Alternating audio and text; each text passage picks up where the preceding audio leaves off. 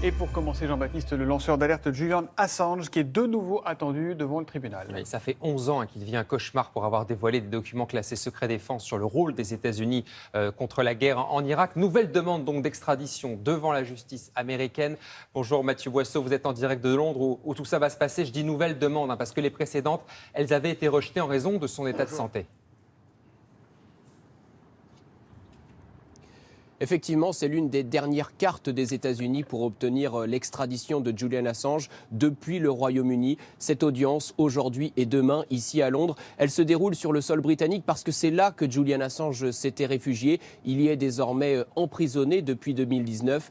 Il est poursuivi pour la diffusion de centaines de milliers de documents classifiés sur la torture dans la prison américaine de Guantanamo, sur l'espionnage de militants écologistes ou encore sur la mort de civils en Irak, en Syrie et en Afghanistan à cause de l'intervention américaine. Julian Assange est soutenu par de nombreuses associations de défense de la liberté de la presse qui estiment que ces révélations étaient d'intérêt public. S'il est extradé vers les États-Unis, il devrait passer le reste de ses jours en prison car il encourt 175 ans de détention pour espionnage et piratage informatique. Merci Mathieu Boisseau en direct de Londres.